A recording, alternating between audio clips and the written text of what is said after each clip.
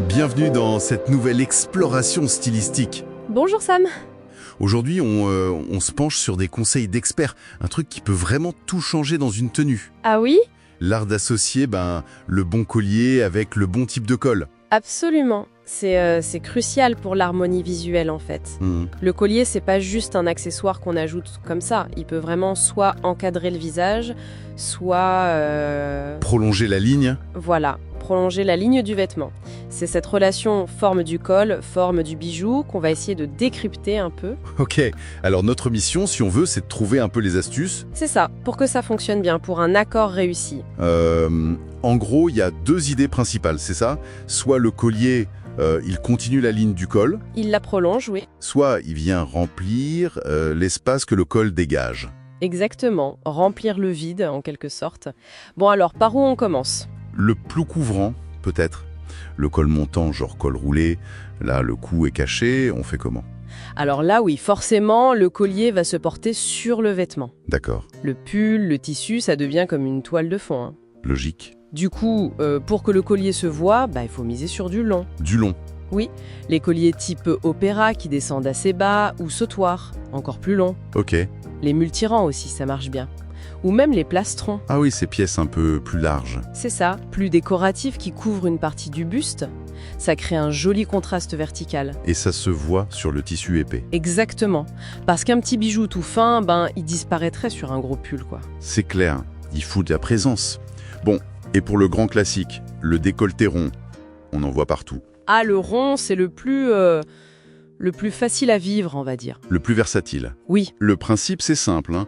On remplit l'espace, mais en douceur, en suivant la courbe. donc des formes arrondies. Voilà. Les colliers courts et arrondis, c'est l'idéal. Un ras du cou, juste à la base du cou. Mhm. Ou un collier princesse, qui tombe sur les clavicules. Ça marche très bien. Et si on veut un pendentif, Un pendentif rond, oui. Ou même un plastron, mais attention, faut pas que ça dépasse. c'est ça. Il faut que ça épouse la forme du décolleté sans déborder, pour garder la symétrie. D'accord.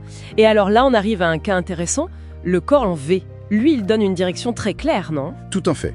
Le V, ça crée une ligne verticale. Ça allonge la silhouette. Oui. Donc l'astuce, c'est d'accentuer cet effet. On choisit un collier qui reprend cette forme. Logique. Un collier en V. Oui, un collier en V, ou alors ces modèles qu'on appelle en Y, un peu comme une cravate fine, tu vois? Ah oui, je vois. Ou tout simplement un pendentif avec une forme allongée, pointue vers le bas. Et il y a un détail important pour le placement. Oui, crucial même. Il faut que la pointe du bijou tombe juste en dessous de la pointe du V du vêtement. Pour une continuité parfaite. Exactement, pour que l'œil suive la ligne sans être coupé. Ça rend le tout très fluide. Super intéressant ça. De guider le regard. Bon, passons aux lignes plus graphiques. Le décolleté carré. Comment on gère les angles? Avec le carré, souvent on cherche plutôt à adoucir. Ah, on joue le contraste alors. C'est ça. On va préférer des colliers plutôt courts, assez fins, D'accord. mais surtout avec des pendentifs aux formes douces, rondes, ovales, en forme de gouttes. Pour casser les angles droits du col. Voilà. La rondeur du bijou vient équilibrer un peu la rigueur du carré. Et on évite les colliers trop longs, ça déséquilibrerait. Ok, on adoucit. Et quand il n'y a plus de col du tout, épaules nues, le bustier par exemple, là il y a beaucoup d'espace. C'est vrai, l'espace est grand ouvert, mais paradoxalement, la clé, c'est souvent la subtilité. Ah bon? Oui, il faut habiller cet espace, mais sans le surcharger. Donc pas de gros collier. En général, non. Les colliers courts sont parfaits. Un ras du cou très fin, ça souligne le port de tête. Un collier princesse met en valeur les clavicules. Mhm. Un multirang fin et délicat, ça peut être très joli aussi. L'idée c'est de rester léger. Exactement. Éviter les pièces trop massives qui alourdiraient ou qui voleraient la vedette à la ligne des épaules. Donc si je résume un peu, on a comme deux grandes stratégies, Oui, soit l'harmonie, oui, le collier suit la forme du col, il la renforce, c'est ça, pour un look cohérent. soit le contraste, Oui. le collier vient adoucir une ligne un peu stricte, ou alors il crée un point focal différent. C'est tout à fait ça. Le choix, après, ça dépend vraiment du style de chacune, de l'effet qu'on recherche. Une élégance discrète ou quelque chose de plus affirmé? Voilà.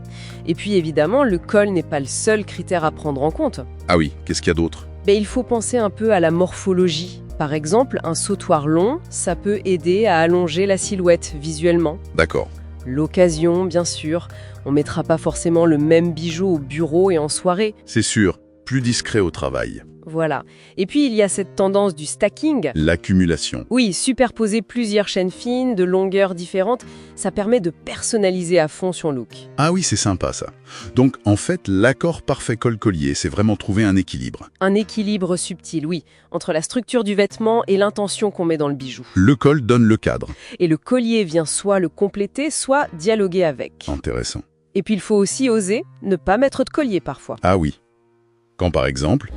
Certains vêtements se suffisent à eux-mêmes. Une robe avec un dos nu très travaillé, par exemple. D'accord, le point fort est ailleurs. Voilà, mettre un collier devant pourrait détourner l'attention. Et puis, un petit conseil pratique pour finir. Oui. Pensez à enlever vos colliers pour dormir. C'est mieux pour la peau et ça évite de les abîmer ou de les casser. Bon conseil. Bon voilà, ça nous donne pas mal de pistes pour affiner nos choix.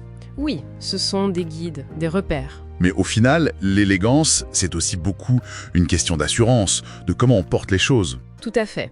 L'expression personnelle et la confiance. La question reste ouverte. Quelle sera la prochaine expérimentation stylistique pour chacun, chacune? À méditer.